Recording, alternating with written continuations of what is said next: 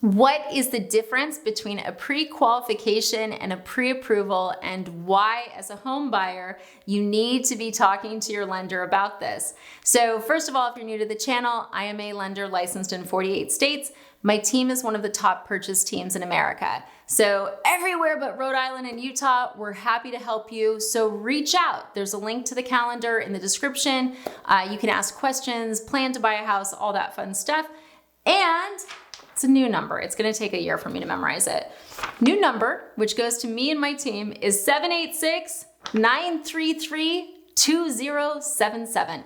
It's really cool. So like if you text us, it will go to me, Sandy, Alyssa, and Linda. Or if you call us, and one of us will get back to you as quickly as possible. All of us are licensed. So I just want to make sure people could get help quickly. Okay, so pre-qualification versus pre-approval. What's the most important thing that you need to know? There is no industry standard or definition. So it's not like pre-qualification, you must have blah, blah, blah in order to issue it. Pre-approval, you must have blah, blah, blah in order to issue it. It is lender by lender and company by company. But even at a company, you have lenders doing different things for a pre-qual versus a pre-approval. I know, it's ridiculous. So here's what I would be cautious of. If a lender is not requiring any documents, okay, any documents, that's a red flag. I would say if I was doing a pre-qualification, at a minimum, I am going to have a soft credit pull. I'm going to have all the documents for income and assets if need be. And I'm also going to be running it through desktop underwriting. And what that means is I'm running it through the system to make sure that you are going to be able to get a loan. Because if the system doesn't love you, I have to see if you qualify for a manual underwrite, which is a different thing. That's what I'm going to want at a minimum, okay? I'm very different. That's what you guys need to know. If you watch this channel a lot, and you go and you work with another lender, often I get the calls later where they're like, Jen, they didn't do anything. And I'm like, yeah, like you watched 500 videos. You should have just called me. Like we knew this was going to happen. You want to watch out for that. And one of the red flags that you're going to be getting a really, really piece of junk pre-qual. And I think you need to know this before I even say it. If a lender gives you a letter and then they can't give you a loan, and let's say that you put your earnest money out, you did appraisal, you did inspection, all of this because they gave you a letter, and then they can't do the loan, they're not out anything, guys. You can't sue them. You've got nothing. You've got nothing. And that's why I'm saying this is so important, because people go, well, lender wouldn't give you a letter if they couldn't do the loan because they don't want you coming after. You can't. Best of luck. Like read these letters. All of these letters have 900 disclaimers in them. So it's really a buyer beware situation. And because of, Amazon, social media, the way that our brains are wired, everyone's looking for instant gratification, right? We saw it with a big mortgage company a decade ago where they were saying, rocket to the moon. That's how fast, we can do it in 30-second pre-approval. Oh my gosh, all the ads. 3-minute pre-approval. 4 minutes pre-qual. I saw an ad recently on Instagram that someone sent to me. I think they were trying to trigger me. And it was someone who said they did VA loans, and they said, hey, all those other lenders are wasting your time, asking for documents, making you do work. You don't need all that to get a pre-approval. We'll do it in 3 minutes. Work with us. It was a bro. It was disgusting. And I was like, oh, wow. He literally was saying that other lenders were wasting people's times by having them give documents and running credit. No, let me tell you what that commercial, if it was true, really would be saying. Hey, I am lazy and I'm a lender that doesn't want to do my job. I'm hoping you're lazy and want instant gratification, because if you're lazy and you're falling for my nonsense, I'm lazy too. So I'm going to give you a piece of trash fast. You're going to go shopping. And guess what, bro? If you don't qualify, oh well, we're lazy. High five, high five. That's what it is. That's what it is. There's no magic cheat code where a lender can close your loan with no documents. If you're doing a VA loan, conventional loan, FHA loan, at some point, the lender will need all these documents. Okay. So if a lender's saying to you up front, oh, don't worry, I'll just give you a letter, it's not for your benefit, because if you can't qualify once they see the documents, they don't lose money, you do, right? But from their perspective, if they don't have to work as hard and you may work out, they're not having to invest much in you. So very important you know that. Anything that's an instant pre-approval, throw it away. It's junk, okay? The other thing is, if they're not asking for documents, be afraid. Be afraid, right? And sometimes people go, oh, well, my lender, I think they're just too busy. I'm not. I think we closed over 560 loans last year. I'm not too busy to do a real pre-approval. So make sure you are getting a real pre-approval. So pre-qualification's pretty much junk, right? You've got the people doing the instant pre-qualifications where it's just off of the data that you put in, junk, right? And here's the thing too, when you're writing an offer, a savvy real estate agent on the listing side is gonna be able to tell how much effort you put in. They're also gonna call the lender. I get those calls all the time. Hey, where are you at with it? And I say, I'm fully underwritten. They did all their homework. They came to the game to close, and they go, fantastic, right? And if I said, oh, I don't have documents yet, I haven't run it through underwriting, they filled out the online application, best of luck getting your offer accepted. If you're against someone else, like, who wants to work with this person where no one knows if they're really gonna qualify? No one. Instant pre-approvals are garbage, avoid them. Okay, so now if a lender's saying, okay, we'll do a pre-qual, you wanna ask, what does your pre-qual entail? My pre-qual would be at least a soft credit report. Generally, I'm going to require a hard because I just think it's way too risky. I want all documents. I'm going to run it through desktop underwriting. That's mine at a minimum. However, there are lenders issuing pre-quals without a credit report, or they're doing it just off of the soft pull, or they're doing it with no documents, or they're doing it with credit and documents, but they're not running it through the system. You want at a minimum these three things. Now, something I hear a lot is I'll hear, Jen, I was working with this lender. I uploaded all my documents.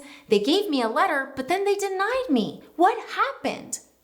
They never looked at your documents. Right? That's the thing. They never looked at your documents. So when I'm thinking about this, like if I was buying a house, even though I'm a lender, even though I know the guidelines, I would do a fully underwritten pre-approval, which is what we'll talk about last. And that's what I do. That's what I preach. That's what I pitch. That is the gold standard. So let's say they do that. You get your pre-qual, great. Your pre-qual is not as strong as a pre-approval. Pre-approval at a minimum is going to have credit report, documents, and it's going to be run through desktop underwriting. It should. I say that because I actually know of lenders where literally, like, I've had real estate agents yell at me because they're like, I need a letter. I have a new buyer. Their name's Bob Jones, and I need it at 550 with 10% down, and I need it to be a pre-approval. And I'm like, okay, cool. I need them to fill out their application. I need all their documents. I've got to run credit. I've got to do this. I've got to do that. No, just give me the letter. What?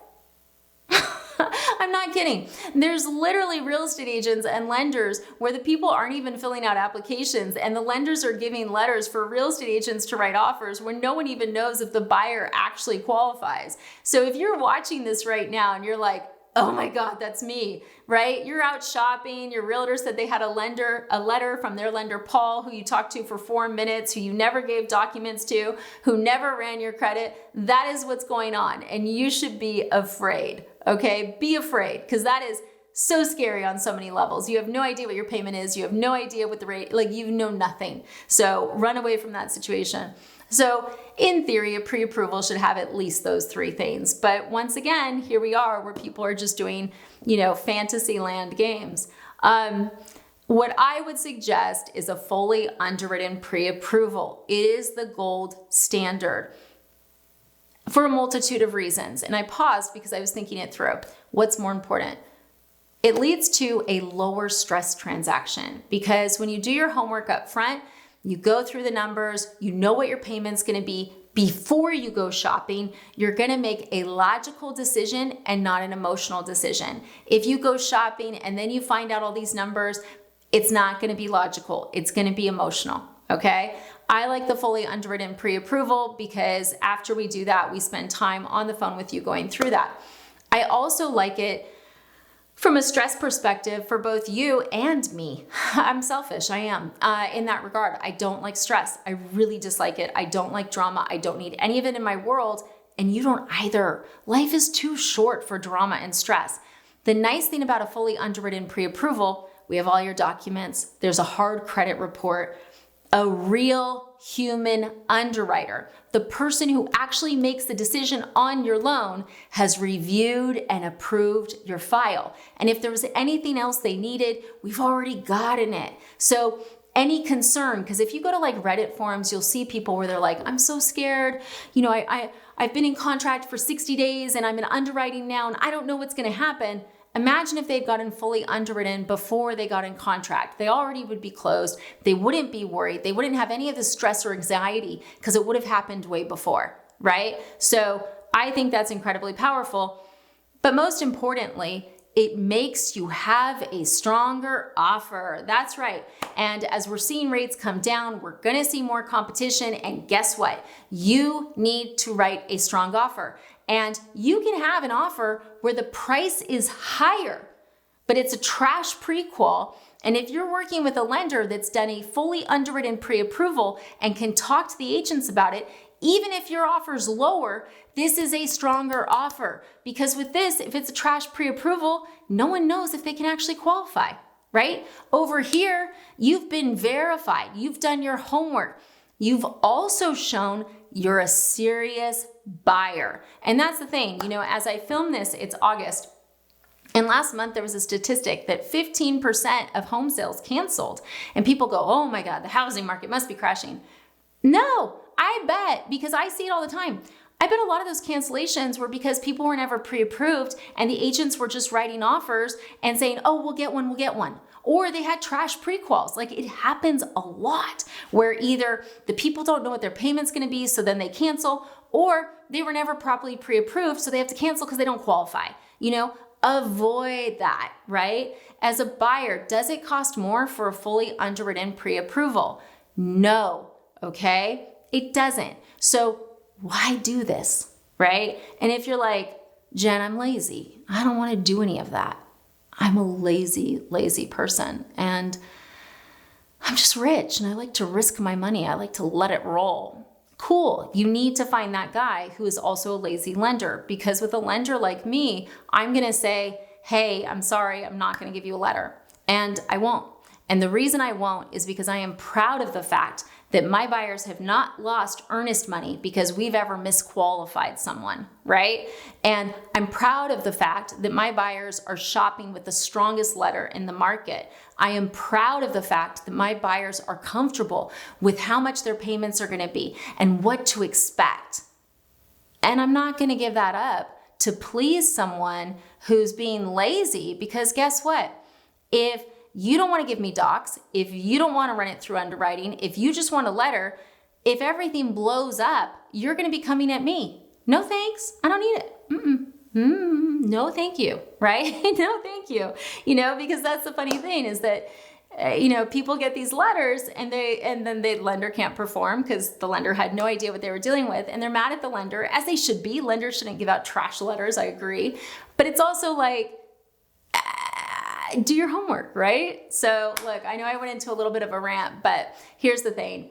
Get a fully underwritten pre-approval. If your lender says they're too busy, it's the wrong lender. Like, if you've got one of the top lenders in America saying, I have time for it, there's no reason they shouldn't. So feel free to reach out. We're happy to help you.